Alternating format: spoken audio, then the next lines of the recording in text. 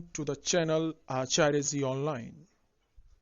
Please subscribe the channel and press the bell icon. मैं कुमारी जया आचार्य रिंगबाम सीतामढ़ी हिंदी की कक्षा में आप सभी का स्वागत है। भैया बहन, पिछले वीडियो में हमने वर्ण और व्याकरण के अंग से कुछ बातें जान ली हैं। आज की इस कक्षा में हम लोग शब्द के विषय में जानेंगे। व्याकरण में सबसे पहले वर्ण, फिर उसके बाद शब्द, फिर उसके बाद वाक्य, ये मुख्य अंग है। आज हम लोग शब्द के विषय में जानेंगे। शब्द क्या है, कितने प्रकार के शब्द हिंदी व्याकरण में हैं। तो वर्णों का सार्थक मेल शब्द कहलाता है। अब यहाँ मैंने सार्थक शब्द का प्रयोग किया, तो सबसे पहले हम लोग देख ले कि हमने क, म और ल, इन तीन वर्णों को मिलाया तो कमल शब्द बना। क, ल, म, इन तीन वर्णों को मिलाया तो कलम शब्द बना। तीसरा शब्द हमारा मलक है। हमने म, ल और क इन वर्णों को मिलाया। भैया बहन, हम लोग देख रहे हैं कि इस मलक शब्द का कोई अर्थ नहीं है, इसलिए कहा गया है कि वर्णों का सार्थक मेल ही शब्द कहलाता है। हालांकि कभी कभी निरर्थक शब्द भी सार्थक बन जाते हैं, वो हम लोग आगे जानेंगे। तो इस तरह वर्णों का सार्थक मेल शब्द कहलाया। अब हम लोग इसका वर्गीकरण देखेंगे। इसके वर्गीकरण के कई आधार बनाए गए हैं। मुख्यतः 4 आधार शब्दों का वर्गीकरण का है। पहला आधार है जन्म, दूसरा आधार है रचना, तीसरा आधार है रूपांतर और चौथा आधार है अर्थ। जैसे हम लोग देखते हैं कि कभी कभी एक ही व्यक्ति के कई नाम हैं। जैसे स्कूल का नाम कुछ और होता है, मित्र कुछ और पुकारते हैं, और घर में प्यार से माता पिता कुछ और बोलते हैं। उसी तरह ये वर्गीकरण का जो आधार बनाया गया है, एक ही के कई नाम हैं, जिसे हमने जन्म कहा, उत्पत्ति भी कहा जाता है, इतिहास भी कहा जाता है और स्रोत भी कहा जाता है। दूसरा आधार है रचना, या इसे हम बनावट भी कह सकते हैं या व्युत्पत्ति भी कह सकते हैं। तीसरा आधार है रूपांतर और चौथा आधार है अर्थ। अब हम लोग बारी बारी से एक एक आधार को देखेंगे। आज की इस कक्षा में हम लोग जन्म, उत्पत्ति, इतिहास या स्रोत, इस आधार पर शब्दों के भेद को जानेंगे। पहला, जन्म के आधार पर या उत्पत्ति के आधार पर पहला भेद है हमारा तत्सम। तत्सम संस्कृत के ये शब्द हैं जिनका हम लोग प्रयोग हिंदी में करते हैं। इस शब्द को अगर हम लोग अलग करें तो तत् जोड़ सम।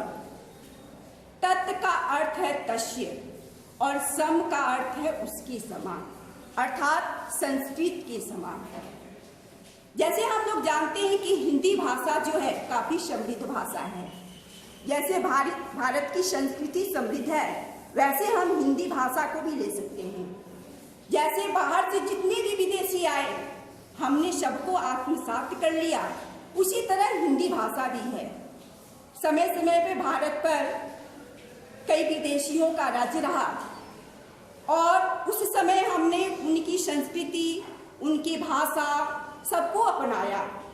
तो अपनाने के क्रम में हमने विदेशी भाषा को भी अपनाया, जो हमारी बोलचाल की भाषा है उसको भी अपनाया।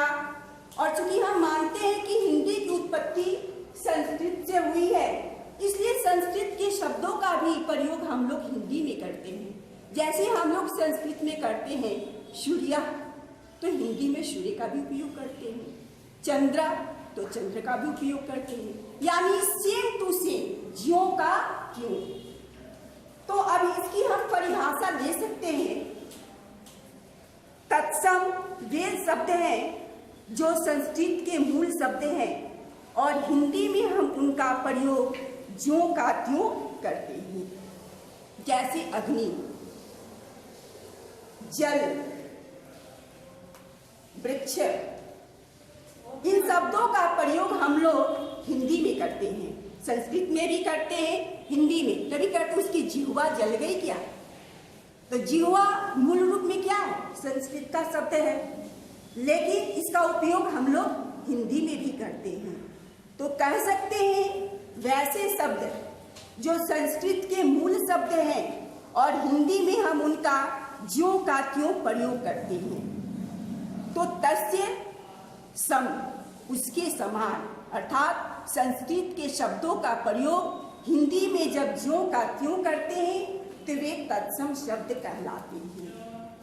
अब दूसरा इसका भेद है तद्भव। तत् जोड़ भव, सबके शाब्दिक अर्थ को भी हम लोग देखेंगे। तो तद्भव, उससे उत्पन्न। संस्कृत के शब्द हम हिंदी में प्रयोग करते हैं, लेकिन कभी कभी देखते हैं कि उसका बदला रूप भी, अर्थात थोड़े से अंतर के साथ भी हम हिंदी में प्रयोग करते हैं। जैसे सूर्य उग रहा है, लेकिन कहते हैं क्या कभी कभी सूरज उग रहा है। तो सूर्य से मिलता जुलता रूप किसका है? तो सूरज का। थोड़ा सा अंतर, अर्थात उससे उत्पन्न है। तो जब उत्पन्न होगा तो कुछ न कुछ समानता तो होगी ही। उसी तरह चंद्र, प्रयोग हम करते हैं चंद्रमा।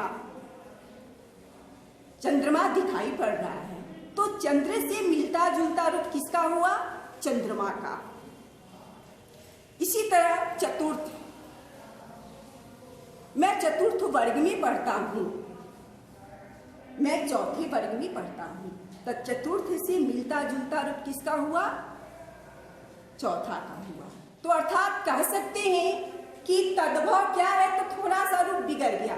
कभी कभी नाम में क्या होता है, जैसे किसी का नाम सुनीता है, तो प्यार से क्या करते हैं? थोड़ा सा अंतर करके सुनीत, सुनो, तो प्यार से कह देते हैं। तो वो बुलाया जा रहा है किसको? सुनीता को ही। वह समझ रही है कि मुझे ही बुलाया जा रहा है। सुनीत से मिलता जुलता रूप सुनीता रहा। तो इसी तरह तत्सम और तद्भव में है। जैसे आम्र, आम्र का फल हम क्या हिंदी में करते हैं? आम का फल। तो आम्र क्या है? तत्सम है, और आम क्या है? तो तद्भव है। तो थोड़ा सा रूप क्या है? तो उसका मिलता जुलता है, थोड़ा सा बदला हुआ है। अब हम तीसरे भेद को देखेंगे। तीसरा भेद है देशज। देश जोड़ ज, इन शब्दों से देशज शब्द बना है। तो देश का अर्थ है अपनी भाषा, अपना देश, जिसको कह सकते हैं अपना गांव, और ज का अर्थ हुआ जन्म लेने वाला।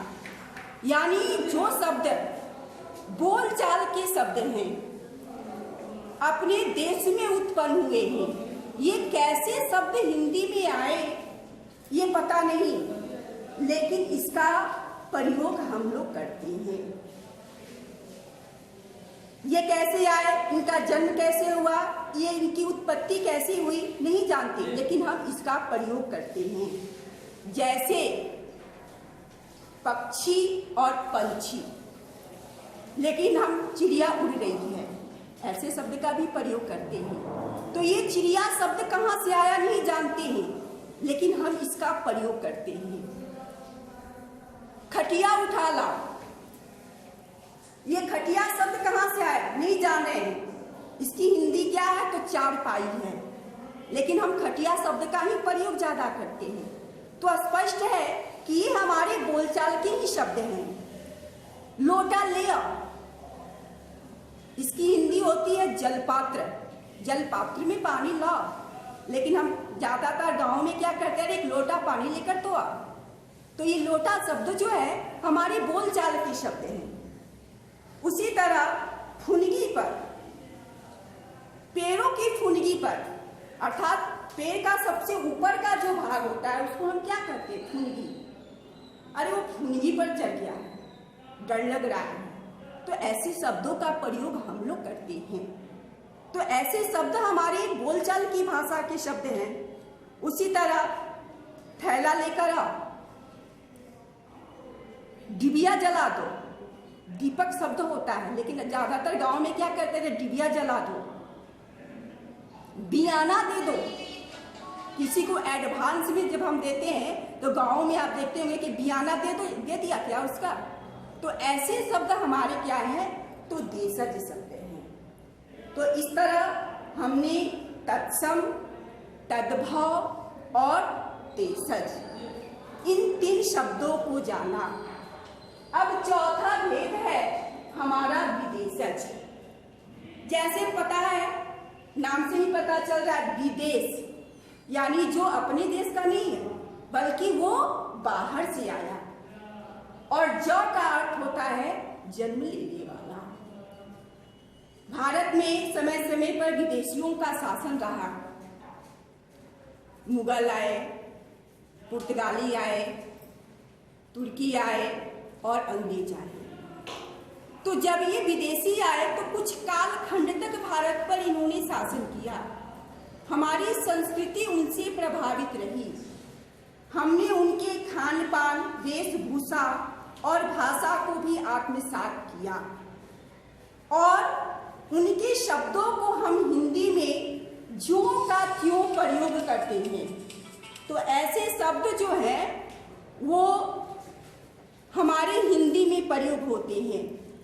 तो ऐसे शब्दों को हम विदेशज कहते हैं। जैसे सबसे पहले हम अरबी भाषा के कुछ शब्द को देखेंगे। जैसे अरबी भाषा का शब्द है अल्लाह, लेकिन हिंदी में हम उसका प्रयोग करते हुए थोड़े से अंतर के साथ अल्लाह कह देते हैं। उसी तरह फारसी के शब्द है आईना, और हिंदी में हम उसका प्रयोग करते हैं आईना। फारसी के शब्द है कमीना, और हिंदी में हम उसका प्रयोग करते हैं कमीना। फारसी का शब्द है दुक्का, और हिंदी में हम उसका प्रयोग करते हैं दुकान। तो ये अरबी और फारसी के शब्द हैं। अंग्रेजी का शब्दों आज तो हिंदी हम उसका जानते ही नहीं। अब जैसे देखेंगे कि सब लोग डॉक्टर ही कहते हैं, कोई चिकित्सक नहीं कहता। अगर कोई गलती से चिकित्सक कह देता है तो लोग क्या समझते हैं कि लगता है पागल है, क्योंकि हमने डॉक्टर शब्द को क्या किया? बोलचाल में शामिल कर लिया है। अब विद्यालय शब्द का प्रयोग हम नहीं करते, कुर्सी शब्द जो है वह प्रयोग नहीं करते, चेयर का ही प्रयोग करते हैं, स्कूल का ही प्रयोग करते हैं, यूनिफॉर्म का ही प्रयोग करते हैं। तो ये अंग्रेजी शब्द है, लेकिन हिंदी में भी अब इसका प्रयोग हम धड़ल्ले के साथ कर रहे हैं। कुछ तो ऐसे शब्द हैं अगर बच्चों से पूछा जाए कि उसकी हिंदी क्या है तो वो नहीं बता पाएंगे, क्योंकि वो हमारे प्रयोग में नहीं है, सिर्फ हम उसको लिखते हैं। हालांकि यह जानना जरूरी है हमारे लिए, क्योंकि अगर हम अपनी भाषा को भूल जाएंगे तो ये अच्छी बात नहीं होगी। लेकिन आज हम हिंदी में भी उसका प्रयोग कर रहे हैं। हेडमास्टर, टीचर, डॉक्टर, इंजीनियर, इन्हीं शब्दों का हम प्रयोग करते हैं और हिंदी में उसको लिखते भी हैं। तो इस तरह आज हम लोगों ने तत्सम, तद्भव, देशज और विदेशज जो उत्पत्ति के आधार पर है, इन शब्दों को जाना। आगे की कक्षा में हम लोग रचना, बनावट या व्युत्पत्ति के आधार पर शब्दों के भेद को जानेंगे। धन्यवाद।